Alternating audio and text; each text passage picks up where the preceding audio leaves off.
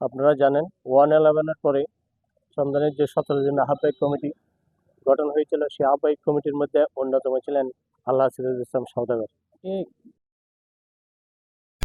চট্টগ্রাম 14 আসনের সিরাজুল ইসলাম সওদাগরের পক্ষে মনোনয়ন ফরম সংগ্রহ, জয়ের ব্যাপারে আশাবাদী নেতৃবৃন্দরা।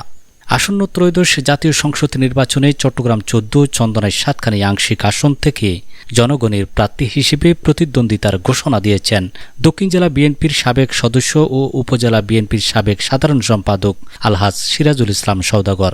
শনিবার 27 ডিসেম্বর দুপুরে জেলা প্রশাসক ও রিটার্নিং কর্মকর্তার কার্যালয় থেকে আলহাজ সিরাজুল ইসলাম সওদাগরের পক্ষে আনুষ্ঠানিকভাবে মনোনয়নপত্র সংগ্রহ করা হয়।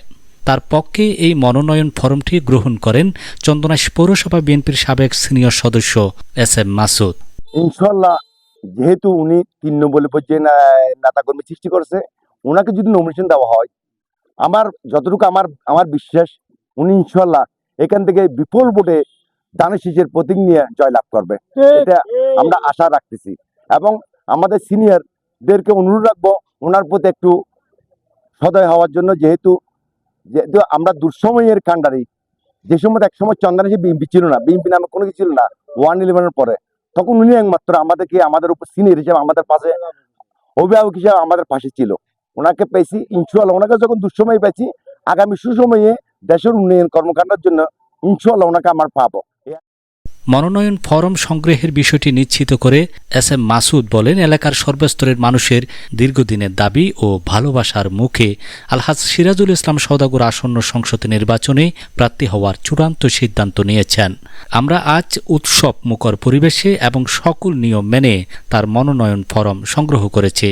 এ সময় উপস্থিত নেতৃবৃন্দ দাবি করেন, আলহাজ সিরাজুল ইসলাম সওদাগর দলের প্রতিটি দুঃসময়ে নেতাকর্মীদের পাশে ছিলেন।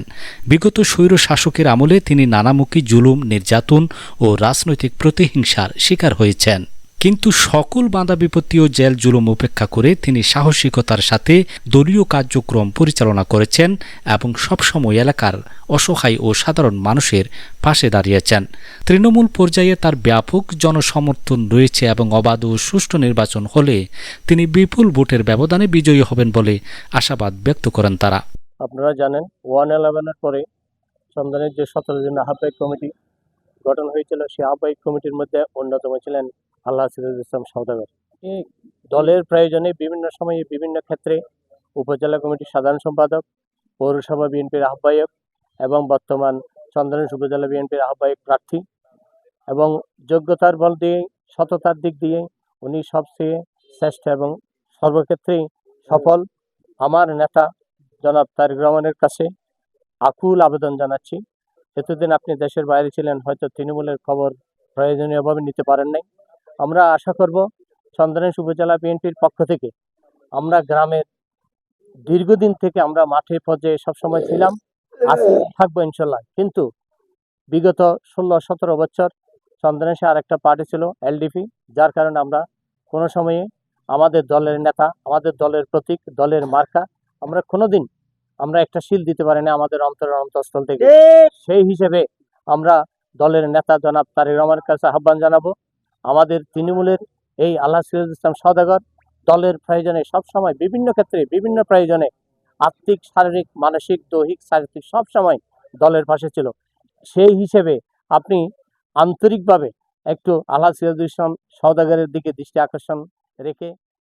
মনোনয়ন ফরম সংগ্রহকালে অন্যান্যদের মধ্যে আরও উপস্থিত ছিলেন চন্দনাইশ উপজেলা বিএনপির সাবেক সহ সাংগঠনিক সম্পাদক আব্দুর রহিম চৌধুরী, উপজেলা শ্রমিক দলের সাবেক সাধারণ সম্পাদক মুরিদুল আলম মুরাদ, সাবেক সিনিয়র সহসভাপতি আলী আক্কাস, চন্দনাইশ পৌরসভার ছাত্র দলের সাবেক আহ্বায়ক রাজীব উদ্দিন চৌধুরী এবং আনোয়ারা সরকারি কলেজ ছাত্র দলের যুগ্ম সাধারণ সম্পাদক মোহাম্মদ সজীব উদ্দিন সহ স্থানীয় বিএনপি ও অঙ্গ সংগঠনের বিভিন্ন পর্যায়ের নেতৃবৃন্দ। শহীদুল আলম, চাটগাঁর মিডিয়া।